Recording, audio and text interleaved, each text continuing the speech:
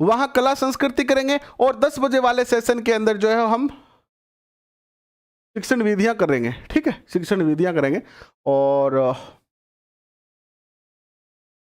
देखते और कुछ भी करेंगे, कुछ बेहतरीन करेंगे। हिमालय की पहाड़ियों से आप सबका बहुत बहुत बहुत स्वागत बसंत लाल जी, बहुत बहुत स्वागत भाई आपका हिमालय की पहाड़ियों से। तो मौलिक अधिकार कौन से हैं और मौलिक कर्तव्य कौन से हैं, है ना। संविधान निर्माण के बाद एक टॉपिक आपने देखा होगा उद्देशिका। उद्देशिका क्या है? संविधान की जो प्रस्तावना है जो पंडित जवाहरलाल नेहरू ने रखी थी वो ही क्या कहलाती है? उद्देशिका कहलाती है। तो आप सोचोगे कि सर जी आपने उद्देशिका वाला टॉपिक तो करवाया ही नहीं, तो जो हमने कल प्रस्तावना पढ़ी थी ना वो प्रस्तावना ही क्या है? उद्देशिका है। ठीक है जी, अब आगे चलते हैं। देखिए भाग नंबर 3 जो है संविधान का, उसके अंदर मौलिक अधिकार दिए गए हैं और अनुच्छेद संख्या 12 से 35 तक जो है वो मौलिक अधिकार आते हैं। तो आपको 2 बातें यहां पर याद रखनी है। एक तो याद रखनी है कि मौलिक अधिकार संविधान के किस भाग में दिए गए हैं। तो संविधान का भाग तो है 3 नंबर और अनुच्छेद जो है वो कहां से कहां तक है? 12 से लेकर और 35 तक जो है वो क्या आते हैं? मौलिक अधिकार आते हैं। अभी पिछले 2 वर्षों में मौलिक अधिकारों के बारे में बड़ी चर्चाएं रही है ना, जिसमें एक सबसे बड़ा मौलिक रहा था कि स्पीच की आज़ादी, बोलने की आज़ादी। लोगों ने कितना कितना बोला है बोलने की आज़ादी के नाम पर, और आप सब ने वो देखा भी है, आप सब जानते भी हैं। तो आज हम मौलिक अधिकार क्या है वो चर्चा करेंगे और मौलिक कर्तव्य क्या है इनकी भी आज चर्चा करने वाले हैं। तो चलिए करते हैं आगाज।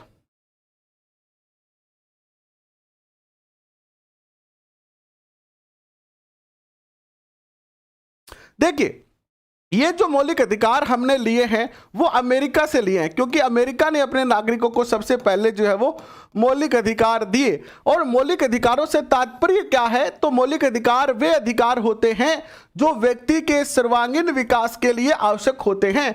इन्हें राज्य या समाज द्वारा प्रदान किया जाता है तथा इनके संरक्षण की व्यवस्था भी की जाती है। मौलिक अधिकार वो होते हैं जो एक व्यक्ति के विकास के लिए, सर्वांगीण विकास के लिए आवश्यक होते हैं। जैसे शिक्षा का अधिकार भी हमारा मौलिक अधिकार बना दिया गया है। अब तो आइए इनके बारे में चर्चा करते हैं। संयुक्त राष्ट्र संघ के द्वारा 10 दिसंबर 1948 को एक वैश्विक मानवाधिकार घोषित किए गए। क्या किए गए? मानवाधिकारों की घोषणा की गई। और इसीलिए 10 दिसंबर को हम किस रूप में मनाते हैं? 10 दिसंबर को हम जो है वो विश्व मानव अधिकार दिवस के रूप में मनाते हैं। एक तो ये क्वेश्चन आपको याद रखना है कि विश्व मानव अधिकार दिवस किस दिन मनाया जाता है? तो 10 दिसंबर को ये जो है वो मनाया जाता है। मैं केवल मोस्ट बातों की बात करूंगा, यहां पर बाकी कोई चीजों की बात नहीं करूंगा। भारतीय संविधान में 7 मौलिक अधिकारों का वर्णन किया गया था। जब भारत का जो मूल संविधान था उसमें जो है वो कितने मौलिक अधिकार दिए गए थे? मौलिक अधिकार जो दिए गए थे वो 7 मौलिक अधिकार जो है वो मूल संविधान के अंदर जो है वो भारतीय लोगों को दिए गए थे, जिसमें था समानता का अधिकार जो अनुच्छेद 14 से 18 तक था, स्वतंत्रता का अधिकार जो अनुच्छेद 19 से 22 तक था, शोषण का विरुद्ध अधिकार अनुच्छेद 23 से लेकर 24 तक। देखिए समानता का अधिकार की सारी जो भारतीय लोग हैं वो जाति, धर्म, लिंग इन सभी के आधार पर क्या है? एक हैं, समान हैं, उनमें किसी प्रकार का विभेद जो है वो नहीं किया जा सकता है। ठीक है। दूसरा स्वतंत्रता का अधिकार, भारत के प्रत्येक नागरिक जो है वो पूर्ण रूप से स्वतंत्र है, उनको किसी भी प्रकार से जो है वो उनके ऊपर कोई प्रतिबंध नहीं है। और शोषण के विरुद्ध अधिकार, अगर आपका कहीं पर भी अधिकारों का हनन हो रहा है तो आप उसके विरुद्ध जो है वो अपील कर सकते हैं उचित माध्यम के द्वारा। इनको हम एक एक को डिटेल में पढ़ेंगे।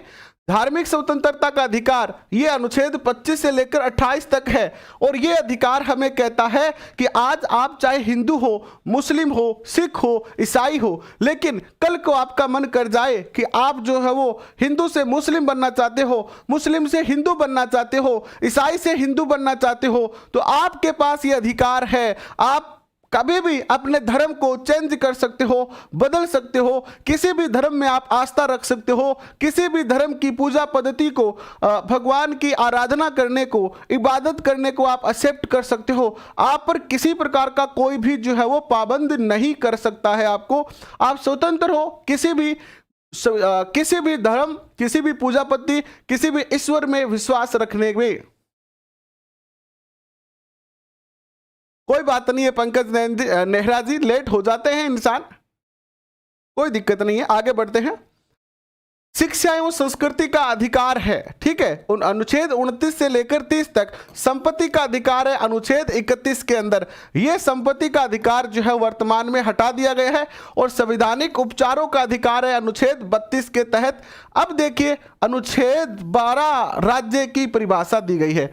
ये 7 तो क्या है, हमारे मूल अधिकार हैं जो अब नहीं है। अब कितने हैं, 6 ही है। कौन सा हटा दिया गया है, संपत्ति का अधिकार हटा दिया। यह संपत्ति का अधिकार क्यों हटा दिया गया कि एक जगह क्या हुआ, जगह का मेरा नाम याद नहीं आ रहा है, एक ये मुद्दा आया कोर्ट के अंदर मुद्दा आया कि सरकार ने एक ऐसी अनपढ़ महिला थी, उसके पति वगैरह थे नहीं, विधवा थी वो, और उसकी जमीन को वहां से कोई शायद कोई जगह बनाई जा रही थी, कोई रोड वगैरह या कुछ भी जा रहा होगा, तो सरकार ने उस महिला की जमीन का अधिग्रहण कर लिया। महिला बेचारी नियम जानती नहीं थी। बाद में कुछ लोगों ने जो है इस बारे में कोर्ट में याचिका डाली, तो बाद में जो है सरकार ने इसको जो है संज्ञान लिया और संपत्ति के अधिकार को वर्तमान में हटा के इसकी जगह एक दूसरा जो है शब्द जोड़ा गया है, उसकी हम चर्चा करेंगे अभी आगे, देखिएगा। पहले आप समझिएगा हम कहां से शुरू करेंगे। अब हम शुरू करेंगे यहां अनुच्छेद 14 से शुरू करेंगे, लेकिन अनुच्छेद 14 से पहले अनुच्छेद आता है आपका अनुच्छेद संख्या 12। तो अनुच्छेद संख्या 12 में जो चर्चा की गई है वो किसकी की गई है, राज्य की परिभाषा दी गई है। अनुच्छेद संख्या जो 13 है उसके अंदर जो है वो राज्य मौलिक अधिकारों का न्यून अर्थात अतिक्रमण करने की विधियों को नहीं बनाएगा। यानी अनुच्छेद जो 13 है वो सबसे महत्वपूर्ण है। अनुच्छेद 13 ये कहता है कि कोई भी राज्य, भारत का कोई भी ऐसा रूल नहीं होगा जो किसी व्यक्ति के मौलिक अधिकारों पर प्रतिबंध लगाता हो, मौलिक अधिकारों को छीनता हो। किसी भी व्यक्ति के मौलिक अधिकारों को छीनने वाला कोई भी रूल जो है वो संसद के द्वारा पास नहीं किया जा सकता है। ये संविधान के अंदर इंक्लूड कर दिया।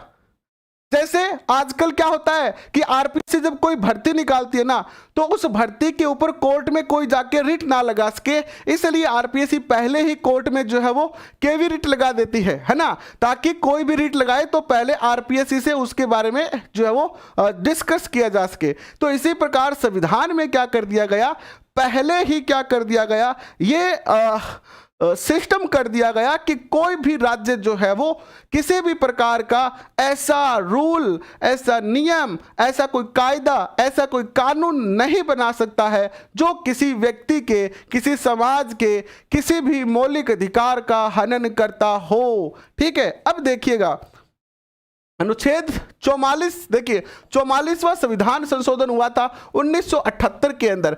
44वें, अब एक बहुत प्यारा क्वेश्चन बनता है कि संपत्ति के मौलिक अधिकार को कब जो है वो हटाया गया, कौन से संविधान संशोधन में हटाया गया। तो पहला क्वेश्चन 44वें संविधान संशोधन में, दूसरा क्वेश्चन 44वां संविधान संशोधन हुआ कब, 1978 के अंदर हुआ। और इसमें क्या किया गया था, निम्न में से 44वें संविधान संशोधन में महत्वपूर्ण कार्य किया गया था, संपत्ति का अधिकार हटाया गया था। ठीक है जी, इस श्रेणी को हटाकर अब जो है वो यहां पर क्या कर दिया गया है, सामान्य विधिक अधिकार बनाकर अनुच्छेद 300 क के अंदर जोड़ दिया गया है। इस संपत्ति के मूल अधिकार को तो हटा दिया गया और इसके स्थान पर सामान्य विधिक अधिकार जो है वो बना दिया गया। जैसे कि मैंने बताया था कि एक सरकार, राज्य सरकार ने किसी महिला की भूमि को अपने अधिकार में ले लिया था बिना महिला की मर्जी के, बिना महिला की मर्जी के सरकार ने उस भूमि का अधिग्रहण कर लिया। लेकिन जब कोर्ट के पास ये रूल गया, जब ये कोर्ट के पास विवाद गया, तो कोर्ट ने सरकार को तो फटकार लगाई कि क्यों घनी सियाणी हो गई, तना बुढ़ जमीन चाहिए, और कहा कि आज के बाद ऐसा कर लिया तो थारी खैर को नहीं। और कोर्ट क्या करो कि अधिकार नहीं हटवा दियो 44वां संविधान संशोधन करवा के। और इसके जगह क्या करा गया, सामान्य विधिक अधिकार बनाया गया कि आप जो है वो कुछ रूल के तहत, कुछ कायदों के तहत, कुछ कानून के तहत जो है वो किसी संपत्ति का अधिग्रहण कर सकते हैं। अब अगर मान लो आपका खेत है, मान लो ये ठीक है, कोई किसान है और ये खेत है किसान का, और सरकार कह दे कि मैं तो ये खेत के मांग कर एक हाईवे निकालेंगा, कौन सा हाईवे निकालेंगा, 4 लेन हाईवे निकालेंगा। अब आपको खेत तो देना होगा, आपको खेत की ये इतनी जमीन जो है जहां पर ये हाईवे निकलेगा ये आपको देनी पड़ेगी, लेकिन इससे सरकार आपसे बातें करेगी, आपसे डिस्कस करेगी, आपको इसका जो है वो पेमेंट देगी कि भैया आपकी इतनी जमीन आ रही है, कितनी जमीन आ गई। किसान ने पूछेगा कि भाई साहब निपा लो, मैं तो अनपढ़ आदमी हूँ, निपाओ ने पटवारी ने बुलाओगा, पटवारी ने बुला के और खेत नपाओगा, और आज जमीन कितनी है एंगो एरियो निकालेगा, एरियो निकाल के जो उचित राशि है वो कितनी हो सके वह राशि किसान ने दे, बाद में किसान की अनुमति से आज जगह जो है वो सरकार अधिग्रहण करेगी और अटकर सड़क बना देसी। तो आज रूल वो है, लेकिन पहला संपत्ति के अधिकार के तहत जो थोड़ा सा मामलों गड़बड़ हो तो इसको हटा दिया गया है। ठीक है, वर्तमान में मौलिक अधिकार अब कितने बच गए हैं, 6 बच गए हैं। पहला आता है समानता का अधिकार। समानता का अधिकार क्या कहता है, अनुच्छेद 14 से लेकर और अनुच्छेद 18 तक आता है आपका समानता का अधिकार। अनुच्छेद 14 यह कहता है कि विधि के समक्ष समानता ब्रिटेन से तथा विधि के समान संरक्षण अमेरिका से लिया गया। समानता का अधिकार देखिएगा, इसमें 2 चीजें हैं, एक तो होता है विधि यानी विधि मतलब रूल, कानून के तहत समानता। कानून के तहत समानता जो ली गई थी वो हमने कहां से ली थी, ब्रिटेन से ली थी, महत्वपूर्ण है। तथा विधि के समान संरक्षण, विधि के समान संरक्षण जो लिया था हमने, वो लिया था हमने अमेरिका से। ये दोनों बात आप जरूर याद रखना। इसके बाद अनुच्छेद 15 जो कहता है वो क्या कहता है, अनुच्छेद 14 के अंदर तो आ गया कि ब्रिटेन और अमेरिका से हमने जो है वो समानता का अधिकार लिया था। 15 नंबर ये कहता है कि राज्य, जाति, धर्म, लिंग, वर्ण, आयु और निवास स्थान के समक्ष भेदभाव नहीं करेगा। कोई भी सरकार जो है वो ये नहीं कह सकती कि तुम हिंदू हो, तुम मुस्लिम हो, तुम सिख हो, तुम ईसाई हो, तो तुम्हें ये जो है वो रीट की नौकरी नहीं देंगे हम, तुम्हें राजस्थान में मूल निवासी नहीं बनाएंगे हम। ऐसा नहीं कह सकती है सरकार। ठीक है, समक्ष भेदभाव नहीं कर सकती है आपके साथ। राज्य सार्वजनिक स्थलों पर प्रवेश से पाबंदी नहीं लगा सकती है। कोई भी सरकार आपको यह मत नहीं कह सकती है कि तुम बैंक में नहीं आओगे, तुम डाकघर में नहीं आओगे, तुम बस स्टैंड नहीं जाओगे, तुम जो है रेलवे स्टेशन नहीं जाओगे। ऐसी कोई भी आपत्ति आप पर जो है वो नहीं लगाई जा सकती है।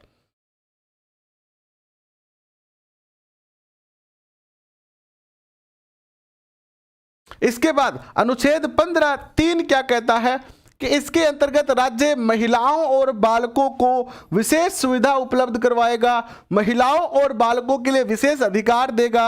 अनुच्छेद 16 ये कहता है कि लोक नियोजन के अवसर की समानता, यानी कोई भी गवर्नमेंट अगर जॉब निकलती है ना, या प्राइवेट भी जॉब निकलती है, प्राइवेट भी अगर जॉब होगी तो उसमें भी आपको समान मान्यता रहेगी आपकी योग्यता के आधार पर।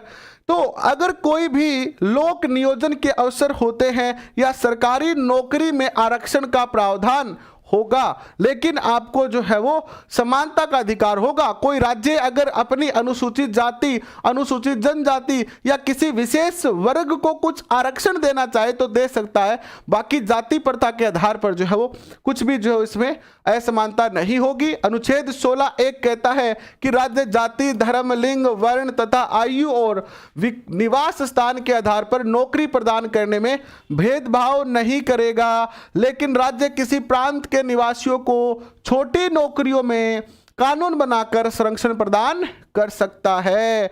अनुच्छेद 16(4) ये कहता है कि इसके अंतर्गत जो है वो राज्य पिछड़े वर्ग के नागरिकों को विशेष संरक्षण प्रदान कर सकता है, जैसे SC, ST, शहरिया और ये जो पिछड़े वर्ग है OBC, इनको क्या दिया गया है, विशेष जो है वो आरक्षण दिया गया है ताकि ये सामान्य लोगों के अंदर जो है वो आ सके।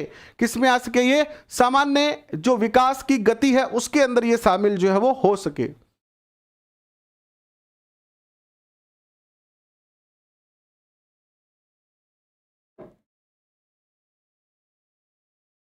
इसके बाद देखिए अनुच्छेद 17 यह कहता है कि अस्पृश्यता छुआछूत का अंत। भारतीय संसद ने एक विधेयक अधिनियम बनाया, अस्पृश्यता निषेध अधिनियम 1955, जिसके तहत अब यह नहीं कह सकता कि तुम इस जाति क्यों मेरे गड्ढे का हाथ ना लगा देना। पुराने समय में हम तो नहीं थे, आप भी नहीं थे पुराने समय में, लेकिन हमारे जो बुजुर्ग व्यक्ति है वो बताते हैं कि पुराने समय में जो है वो कुछ विशेष जाति के लोगों को, कुछ विशेष जाति के लोग जो है वो अपने घर में प्रवेश नहीं करने देते थे, अपने पात्रों से पानी नहीं पीने देते थे, उनको सुबह दर्शन भी नहीं देने देते थे, यानी देखते थे उसको भी पाप लगता था, ऐसा लोग मानते थे, यानी छुआछूती और हमारा घोड़े का हाथ लगा दिया, ऐसा होता था पहले। लेकिन अब यह जो है वो कुछ नहीं है, क्योंकि अस्पृश्यता निषेध अधिनियम 1955 बनाकर जो है वो इसे एक दंडनीय अपराध बना दिया है। अगर आज कोई ऐसी बात करता है तो वो अपराधी की प्रवृत्ति में आता है। अनुच्छेद 18 ये कहता है कि उपाधियों का अंत कर दिया गया, यानी हमें कोई भी उपाधि ग्रहण करने का अधिकार नहीं है, हम कोई भी उपाधि ग्रहण नहीं कर सकते। जैसे पहले अकबर ने कह दिया कि फरजंद की उपाधि है तने मान सिंह, तने कहेंगी उपाधि है, फरजंद की उपाधि है। किसी को कह दिया कि तुम्हें यह उपाधि है, किसी को कह दिया कि तुम्हें यह उपाधि है, ना कह देते थे ना मुगल। लेकिन फिर अंग्रेजों ने भी कहा लेकिन अब ऐसी कोई भी उपाधि हम जो है वो स्वीकार नहीं कर सकते हैं।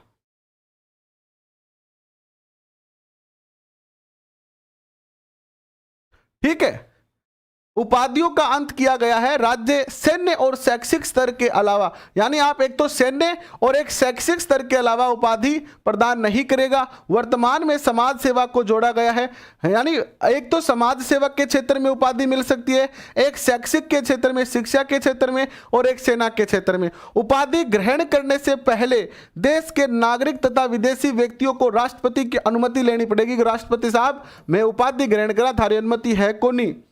इसके बाद स्वतंत्रता का अधिकार क्या कहता है, देखिएगा स्वतंत्रता का अधिकार जो है अनुच्छेद 19 से 22 तक आता है। अनुच्छेद 19 क्या कहता है, देखिएगा 7 प्रकार की स्वतंत्रता दी गई है। 44वें संविधान संशोधन 1978 में संपत्ति अर्जित की स्वतंत्रता जो है वो हटा दी गई है। हमें कितनी स्वतंत्रताएं थी, 7 प्रकार की स्वतंत्रताएं थी, लेकिन 44वां संविधान संशोधन में संपत्ति अर्जित करने की स्वतंत्रता जो है वो हटा दी गई है। अनुच्छेद 19(1) क क्या कहता है कि भाषण या अभिव्यक्ति की स्वतंत्रता है, यानी हम कहीं पर भी जाके या मुंह खोल के भाषण देश का ये अपने को अधिकार है। कहीं पर भी कोई सभा चल रही है, कोई आंदोलन हो रहा है, कोई मीटिंग हो रही है, तो हम जो है वो क्या कह सकते हैं, वहां पर जाके भाषण दे सकते हैं। ये अभिव्यक्ति की आजादी है। प्रेस व मीडिया की स्वतंत्रता है कि प्रेस जो है, मीडिया जो है वो सरकार के पक्ष में और सरकार के विपक्ष में दोनों तरीके से जो है वो क्या कर सकती है, अपनी बात रख सकती है। सूचना प्राप्त करने का अधिकार RTI 12 अक्टूबर 2005 से जोड़ा गया। अनुच्छेद 19(1) ख ये क्या कहता है, देखिएगा ये बात कहता है कि शांतिपूर्वक बिना अस्त्र शस्त्र के, शांतिपूर्वक और बिना अस्त्र शस्त्र के आप क्या कर सकते हो, शांतिपूर्वक बिना अस्त्र शस्त्र के जो है आप सम्मेलन करने की आपको स्वतंत्रता है। अगर आप कोई मीटिंग करना चाहते हैं, अगर आप कोई जो है वो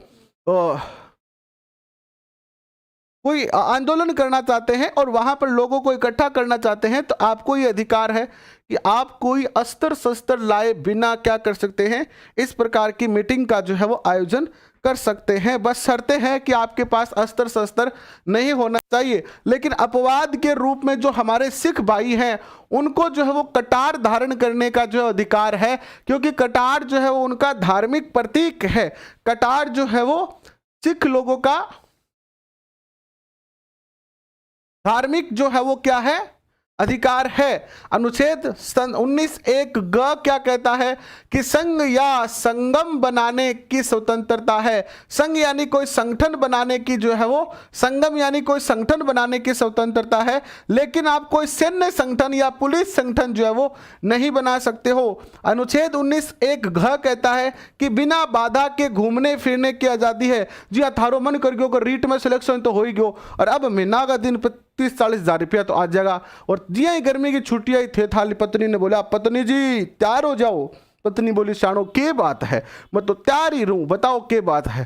बोले अब आप आज खाने घूमन चाल से कट्ठे कश्मीर चालांगा, कश्मीर की डल झील के अंदर आपा भी गीत गाऊंगा। कौन सो गीत गाओगा? पत्नी बोली, पति बोला गीत गाऊंगा कहे ये चांद सा रोशन चेहरा फूलों का रंग सुनहरा, है ना, वो गीत गा के आऊंगा। मैं छोटो नहीं, जब फिल्म में घणो ही देखियो गानो नाव में बैठ के, तो आपा दोनों चाल से आपा दोनों बैठा वो गीत गा सके। पत्नी बोली शानो पैसा खर्च हो जाए। अरे बोली बावली अब मैं नौकरी लाग गयो, कोई टेंशन को नहीं पैसा की तरह, बस तू तैयार हो जा। अब मैं माँ बाप उन पूछ गया हूँ और आप चला कश्मीर 5 दिन को टूर बना ली वहाँ, हाँ ना, कोई कौन रोके, कट्ठे भी जाए गानों गास को थे, कोई दिक्कत नहीं आएगी आपको, कोई भी दिक्कत नहीं आनी आपको, बिल्कुल जाओ और गाना गाओ, कोई रोकेगा नहीं आपको। क्या रहे भैया, मक्खी आ रही है क्या? आगे बढ़ते हैं, और क्या करने हैं, कहीं पर भी जा सकते हो आप, कश्मीर टू कन्याकुमारी।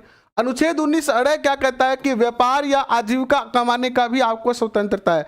जैसे आप आज राजस्थान के लोग हो और राजस्थान का लोग ने सोचो कि यार राजस्थान में रोजगार को नहीं, तो चालो कट चाला गुजरात चाला, दिल्ली चाला, तो जाके काम कर सका पाने, पूर्ण स्वतंत्रता है, कट्ठे भी जाके आपकी आजीविका कमाने को। अनुच्छेद 19(1) च कहता है कि संपत्ति अर्जन करने की स्वतंत्रता हटा दी गई है आपकी। अनुच्छेद 19(6) जो है वो स्थायी रूप से निवास करने की स्वतंत्रता है। पहले जो है वो 19(1)(6) के अंदर जो है वो जम्मू कश्मीर को छोड़कर था, लेकिन चूंकि अब जम्मू कश्मीर भी जो है वो भारत का अभिन्न अंग बन चुका है। हालांकि अभिन्न अंग तो पहले भी था, लेकिन अब ये पूर्णतः जो है वो धारा 370 हट चुकी है। तो अब जो है वो आप कहीं पर भी जाकर, कश्मीर से कन्याकुमारी तक कहीं पर भी जाकर रह सकते हो, बस आपके पास पैसे होने चाहिए जमीन जगह खरीदने का, ठीक है। अनुच्छेद 20 कहता है कि अपराधों के दोष सिद्ध के समय में संरक्षण प्राप्त करने का अधिकार है। आप पर कोई केस कर दियो तो आपको यह संरक्षण है कि आप जब तक दोषी साबित न हो जाओ तब तक आपको जो किसी प्रकार से आपको प्रताड़ित नहीं किया जाएगा।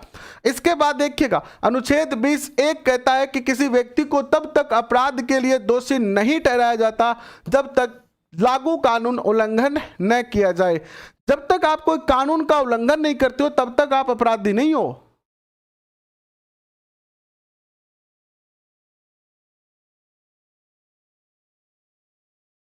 अरे तो पंकज भाई शादी तो होगी, रीट में सिलेक्शन करवा, शादी की लाइन लाग जाएगी तेरे खातर, लेकिन अब भी लागेगी लाइन, रीट में सिलेक्शन हो ही लागेगी, रीट में सिलेक्शन नहीं हुआ है थोड़ी शादी दोरी हो जाए भाई। शादी कराना खातर रीट में सिलेक्शन कराना बहुत जरूरी है, ठीक है। मैं तो गरगा 2010 में कहो जब मेरी BSTC पूर्ण हुई, गरगा बोलिया कि ब्याह कर देंगे, मैं तो तैयार बैठी हूँ, मेरे को ब्याह कर दियो मेरे तो। अब मेरा कई दोस्त बैठा है, साहब बोला मैं तो नौकरी लाके करा से आ गए, और आज तक वे नौकरी को लगे जब कुमार ही फिरे। तो जे गरगा थाना जी भूल चूल के पूछ बे लेनी टाबरो ब्याह कर देंगे थारो बड्डो घणो हो गयो, तो गरगा ने ना कहो, आ ना कह दो मैं तो रीट में लाग गई कराशू, कल रीट में लागो नहीं लागो, है ना। बाकी आप लगोगे 100%, लेकिन विवाह के लिए कभी मना मत करना, मैं तो ये कह रहा हूं आपको, है ना। ब्याह में जानो है, जिमण जानो है तो जिमण को मना नहीं करनो, ब्याह को तो नाम आज्ञा नहीं, चाहे जिमण जानो हो चाहे ब्याह करवानो हो, इसी बात खातर मना कदी ना कर दे हो, ठीक है, कर ले फटाक फट। आगे चलो आपने तो अनुच्छेद 20 के कह किसी व्यक्ति के लिए एक अपराध के लिए दंडित किया जा सकता है। किसी एक व्यक्ति को जो है वो एक ही अपराध के लिए दंडित किया जा सकता है, ऐसे नहीं कि किसी ने बहुत सारे अपराध कर दिए तो यहाँ अलग अलग दंड मिला मैंने 5 साल की बाद, 10 साल की बाद, 20 साल की बाद, नहीं। अनुच्छेद 20(3) किसी व्यक्ति को स्वयं के विरुद्ध गवाही देने के लिए विवश नहीं किया जा सकता है। आप कोने थे कोई जी आप पुरानी फिल्मा में देखे करता जी हाँ, पुरानी फिल्मों में देखे करता कि पुलिस क्या करती, एक सीधा साधा आदमी ने पकड़ लेती और बहन आ कहती तू बोल तू चोरी करी है, बोल तू चोरी करी है, नहीं बोले तो ये ले ये ले ये ले ये ले, है ना, ढूसा ढासा मार के बोल तूने चोरी किया, बोल तू जज साहब के सामने बोलेगा कि हाँ मैं ही चोर हूं, है ना। तो ऐसा आपको अधिकार है।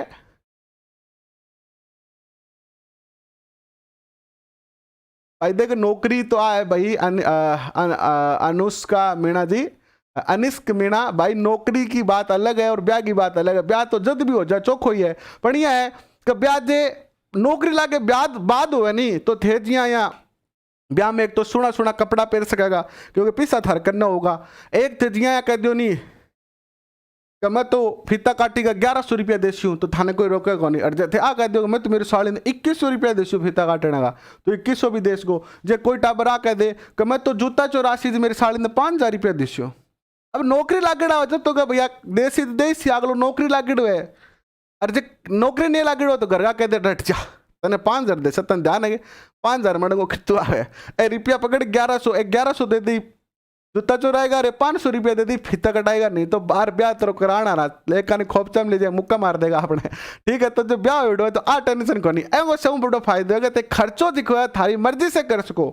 थे आ कहते हो घरगाने जहाँ ब्याह उड़ो है जहाँ नौकरी लागो मैं तो शेरवानी पहनूंगा और शेरवानी कठू ले आसू जयपुर से ले आसू तो घर का आ कौन कहेगा ना लिया, घर का कहते बेटा कोई बात नहीं लिया क्या जयपुर से लिया नौकरी लागेड़ो है तू क्या टेंशन है। और जब नौकरी नहीं लागेड़ो है तो नौकरी नहीं लागेड़ो है तो फिर नौकरी नहीं लागेड़ो है तो घर का कहते डट जा, एक तो तेरो ब्याह करो, एक तो तन्ने रोटी गालो, एक और आओगी बने भी रोटी गालो, एक तो थारा नखरा से ऊपर थाने शेरवानी चाहिए भाभी जयपुर कोई शेरवानी को नहीं, वो कोट पैंट पड़ी तेरे बड़े बड़े भाई को ब्याह को वही पहन के चालोगे तो ब्याह में तो ते मना कौन कर सकेगा। ठीक है अब आगे चला, ज्यादा बात ठीक को नहीं हो जाएगी फिर, अब समय को नहीं ज्यादा बात करना हुआ। अनुच्छेद 20 और 21 आपातकाल में निलंबित नहीं किए जाएंगे, ये जो क्वेश्चन है ना ये महत्वपूर्ण है। एक तो आपका अनुच्छेद 20 जो कौन सा है देखना, ये है अपराध दोष सिद्धि वाला, और एक है 21 कौन सा है 21 आएगा अभी आपका ये रहा प्राण व दैहिक स्वतंत्रता का अधिकार। ये जो दो आपके मूल अधिकार है वो अगर देश में आपातकाल भी लागू है ना, इमरजेंसी के अंदर भी ये जो है वो लागू रहेंगे, आपके हटेंगे नहीं। अनुच्छेद 21 कहता है कि प्राण और दैहिक स्वतंत्रता का आपको अधिकार है, यानी जीने का अधिकार है। अनुच्छेद 21 क्या कहता है कि 86वां संविधान संशोधन 2002 में हुआ जिसमें 6 से 14 वर्ष के बालकों को निःशुल्क शिक्षा का भी अधिकार जो है वो दिया गया। 6 से 14 वर्ष तक के बच्चे 8वीं क्लास तक की जो है वो निःशुल्क शिक्षा प्राप्त कर सकते हैं। शिक्षा का अधिकार अधिनियम 2009 1 अप्रैल 2010 से संपूर्ण भारत में जो है वो लागू हुआ है। इसके बाद अनुच्छेद 22 ये कहता है कि कुछ दशाओं में गिरफ्तारी से संरक्षण प्राप्त करने का अधिकार है। जैसे जो रात में पुलिस आ जा तो रात में पुलिस गिरफ्तार कौन कर सके, दिन में ही आपने कर सकेगी, ठीक है, दिन में ही क्या कर सकेगी पुलिस जो कि आपने गिरफ्तार कर सकेगी। कुछ चीजें हैं जखम आप गिरफ्तारी से संरक्षण प्राप्त कर सका, इसमें निवारक निरोधक विधि भी शामिल है। अनुच्छेद 22 ये कहता है कि गिरफ्तार किए गए व्यक्ति को कारण बताना पड़ेगा। जैसे पुलिस आगे गिरफ्तार करना है जी, एक मैं फुल मूवी देखी के तो नाम बेगो नाम बेगो नाम याद कौन रहा यारो, दम लगा के हैसा एक फिल्म देखी मैं, तो वह फिल्म में क्या हो वो जो एक्टर हो वो 10वीं के अंदर फेल हो गयो, ठीक है, अब वो तो घरे आ गयो 10वीं में वो फेल हो गयो, अब गेल पुलिस आ गई, अब वो सोचेगा अपन तो गिरफ्तार करना ही है ना, और वो सपनों देख रही हो कि जानी वो 10वीं में माइनस में आ गयो है ना, लोगों का मान लो 33% आने पर पास हुआ है, लेकिन वो क्या आ गया 10वीं में -10 नंबर लाए है, और -10 नंबर लाने के कारण पुलिस आ गई घरे, ठीक है, पुलिस 2-3 ने हवलदार ले गया, बोले ना कौन है वो छोरो इन्हें लाओ मैंने, बोले माल छोरो है के बात हुई साहब बात क्यों हुई, थारो छोरो का -10 नंबर आया क्या, ले जाओ मैंने थाने में गिर के 4 डंडा लगाओगे ना, थाने में गिर के 4 डंडा लगाओ। तो ऐसी भी कई बार वाक्य जो है वो हो सकते हैं। तो आपको याद रखना है कि आपको कोई अगर गिरफ्तार, आपको कभी कोई गिरफ्तार नहीं करने आएगा, लेकिन अगर कोई आता है तो वो आपको कारण बताएगा कि भाई कारण की है, क्यों गिरफ्तार करो मेरा। अब आपने तो रीट में माइनस मार्किंग कोई नहीं, आपने तो रीट में के को नहीं, माइनस मार्किंग ही को नहीं, तो आपने कोई टेंशन को नहीं। अनुच्छेद 22(2) उसे वकील से परामर्श प्राप्त करने का भी अधिकार है। आप अपने लॉयर से बातचीत कर सकते हो। अनुच्छेद 22(3) कहता है कि 24 घंटे में संबंधित न्यायालय में आपको पेश करना होगा, यानी 24 घंटे के अंदर आपको न्यायालय के अंदर जज के सामने पेश करना होगा। इसमें यात्रा और अवकाश जो है शामिल नहीं होगा। जी हाँ, कोई ने शुक्रवार ने गिरफ्तार कर ले तो शनिवार की छुट्टी, इतवार की छुट्टी, फिर सोमवार ने जमा कर न्यायालय में जो है पेश करी जाओ। अनुच्छेद 23 शोषण के विरुद्ध अधिकार आता है अनुच्छेद 23 और 24 के अंदर। अनुच्छेद 23 ये कहता है कि इसमें मानव को अवैध व्यापार, दास प्रथा, बेगार प्रथा को पूर्णतः प्रतिबंध किया गया है। अपवाद के रूप में राज्य किसी सार्वजनिक प्रयोजन के लिए अनिवार्य श्रम कानून कर सकता है ना। राज्य अगर कोई एक अपवाद स्वरूप ये रूल है कि अगर कोई बहुत जरूरी, जी हाँ, अभी कोरोना में था तो कोरोना में मास्टर की ड्यूटी लगा दी, अनिवार्य ही बा, जानो ही पड़सी, कोई इलाज को नहीं, है जानो ही पड़सी। शोषण के विरुद्ध अधिकार है ये। इसके बाद अनुच्छेद 24 कहता है कि 14 वर्ष से कम आयु के बालकों को उद्योग धंधों में काम पर नहीं लगाया जाता है, अर्थात बाल श्रम प्रतिबंध किया गया है। वर्तमान में ऐसी आयु बालकों को घरेलू कार्य में भी नहीं लगाया जा सकता है, 14 वर्ष से कम आयु के बालकों को। धार्मिक स्वतंत्रता का अधिकार अनुच्छेद 25 से 28 तक आता है। धार्मिक स्वतंत्रता के अंदर अनुच्छेद 25 कहता है कि अंतःकरण के आधार पर धर्म को मानने की स्वतंत्रता है। अंतःकरण मतलब क्या है? आपकी अन्न की इच्छा क्या है, आपके मन की इच्छा क्या है।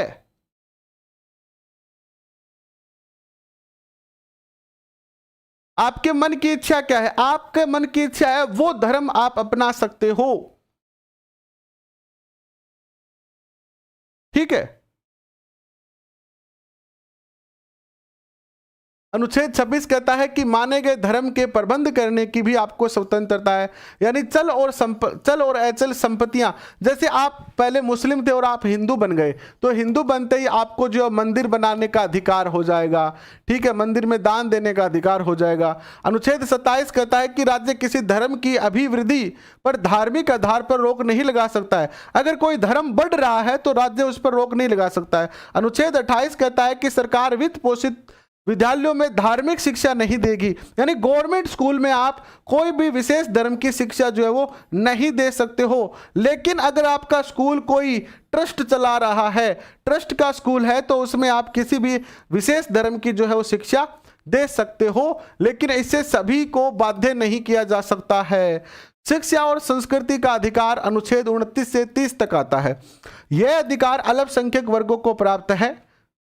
अनुच्छेद 29 राज्य के अंतर्गत रहने वाले प्रत्येक नागरिक को अपनी भाषा, लिपि, संस्कृति को सुरक्षित रखने का अधिकार है। जैसे अभी आपका नाम सुना होगा आपने सीसीए, है ना, एनआरसी, सीसीए, ये नाम बहुत सुने होंगे आपने, जिसमें यह कहा गया कि पश्चिम बंगाल के लोगों की संस्कृति को आहत पहुंचती है। अगर बंगाली नागरिकों को, यानी हिंदू नागरिकों को अगर दी जाती है, क्या पाकिस्तान से आए हुए और ऐसे नागरिकों को अगर दी जाती है भारत की नागरिकता, तो इससे बंगाल की संस्कृति को, क्योंकि बंगाल विशेष में ज़्यादा लोग हैं ऐसे हिंदू, ठीक है, जो बंगाल से आए हैं, तो ऐसे लोगों को जो है वो बंगाल के लोगों ने कहा कि भाई ये तो हमारी संस्कृति की आज़ादी छीन रहा है, ये तो हमारी शिक्षा और संस्कृति के अधिकार का उल्लंघन हो रहा है, ठीक है, ये बात इन्होंने रखी थी।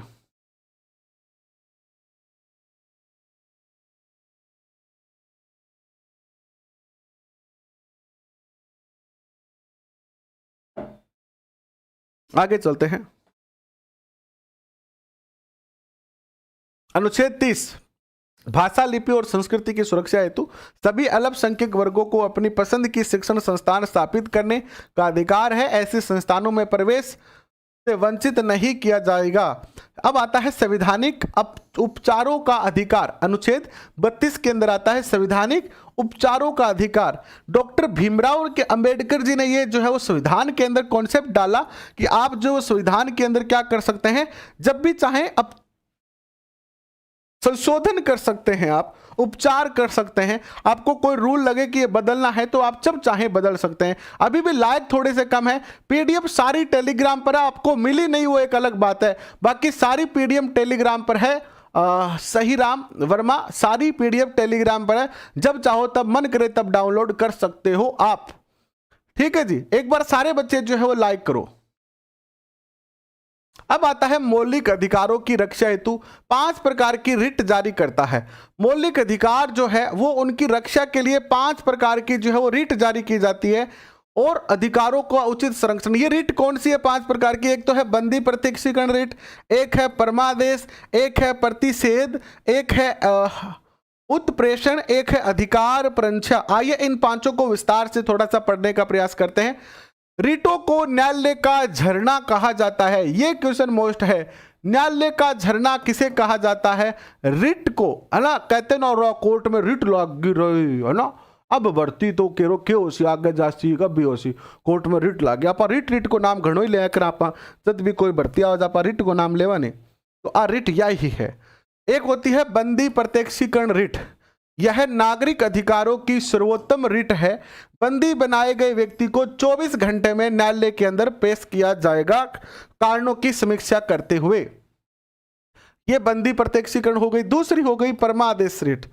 किसी सार्वजनिक पदाधिकारी द्वारा गलत आदेश दिया जाता है तो इसके कारणों की समीक्षा के लिए जो है वो न्यायालय के द्वारा परमादेश रिट दी जाती है। न्यायालय आदेश देता है कि भैया आपने ये जो आदेश दिया है वो किस बिहात पे दिया है, इसका स्पष्टीकरण मांगा जा सकता है।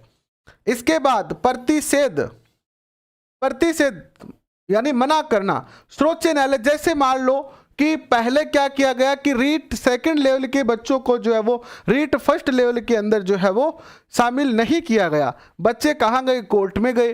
कोर्ट ने कहा कि शामिल करो, फॉर्म भराओ इनके, है ना। क्या कहा कोर्ट ने? कि फॉर्म भरवाओ, इनको क्या करो? शामिल करो। किस में शामिल करो आप इनको? इनको जो है वो आप भर्ती के अंदर जो है वो शामिल करो, फॉर्म भरने की अनुमति दो। तो ये है परमादेश है ये। और प्रतिषेध क्या होता है? मना करना। जैसे आप अगर कोर्ट में गए और आपको कोर्ट ने मना कर दिया, सर्वोच्च न्यायालय अपने अधीनस्थ न्यायालय की सीमा से बाहर जाकर कार्य करने को मना कर सकता है ना। उत्प्रेषण क्या होता है? और अधिक सूचना करना। अर्थात सर्वोच्च न्यायालय अपने अधीनस्थ न्यायालय से और अधिक सूचना मांग सकता है किसी मामले में।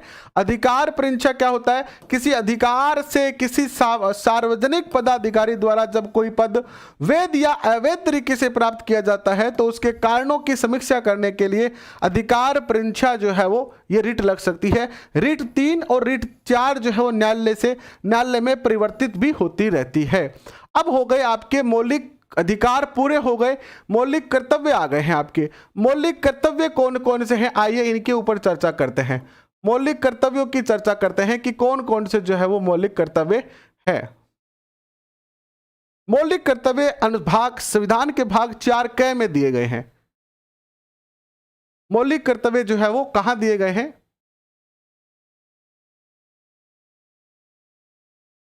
रह गया है तो कोई ऐसे कोई आपकी ट्रेन नहीं छूटी, आप सेकंड लेवल में जो करना चाहते हो वो कर लो। वैसे भी दोनों लेवल की तैयारी आप कर भी नहीं पाते।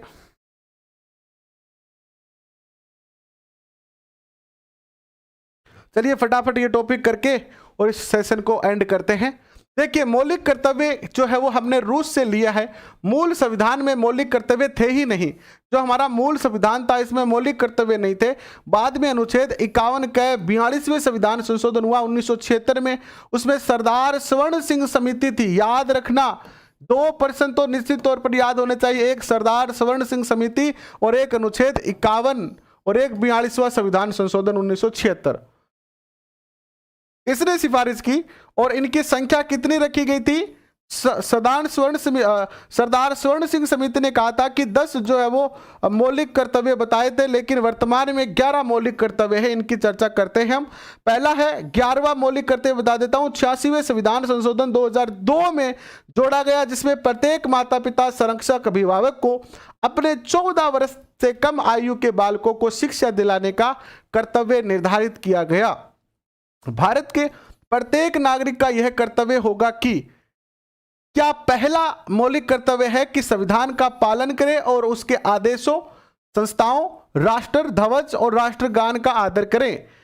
दूसरा, स्वतंत्रता के लिए हमारे जो राष्ट्रीय आंदोलनों को प्रेरित करने वाले जो उच्च आदर्शों को हृदय में संजोए रखें और उनका पालन करना चाहिए। यानी हमारे जो स्वतंत्रता सेनानी हैं उनका सम्मान करें, भारत की प्रभुता, एकता और अखंडता की रक्षा करें और उसे अक्षुण्ण बनाए रखें, देश की रक्षा करें, आह्वान किए जाने पर राष्ट्र की सेवा में आप तैयार रहें, भारत के सभी लोगों में समरसता और समान भ्रातृत्व की भावना का निर्माण करें, जैसे कि धर्म, भाषा और प्रदेश या वर्ग के आधार पर सभी भेदभाव से परे हो।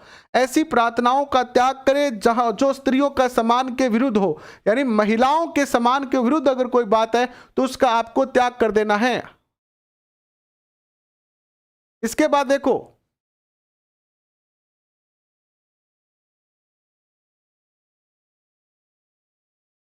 हमारी सामरिक संस्कृति के गौरवशाली परंपरा का महत्व समझे और उसका परीक्षण करें। प्राकृतिक पर्यावरण की जिसके अंतर्गत वन, झील, नदी और वन्य जीवों की रक्षा करें, उनका संवर्धन करें तथा प्राणी मात्र के प्रति दया भाव रखें। इसके बाद वैज्ञानिक दृष्टिकोण, मानववाद और ज्ञानार्जन और सुधार की भावना का विकास करें आप, और सार्वजनिक संपत्ति की सुरक्षा करें और हिंसा से दूर रहे। अभी दिल्ली में कितनी सार्वजनिक संपत्ति की रक्षा की गई है आपने देखा होगा, क्वेश्चन पूछा जा सकता है ये दिल्ली की सार्वजनिक संपत्ति से संबंधित। जब भी कोई हड़ताल होती है, कोई विरोध होता है, कोई शक्ति प्रदर्शन होता है, कोई धरना होता है, प्रदर्शन होता है, सबसे ज्यादा रेल की पटरियों को उखाड़ा जाता है, रेल को नुकसान पहुंचाया जाता है, सरकारी बसों को जलाया जाता है, पब्लिक जो सार्वजनिक संपत्तियां हैं उसको तोड़ती है और वो भूल जाती है, वो ये तो याद रखती है कि हमारे कुछ मौलिक अधिकार हैं, लेकिन वो ये भूल जाते हैं कि हमारे कुछ मौलिक कर्तव्य भी हैं, कुछ हमारे मौलिक कर्तव्य भी हैं।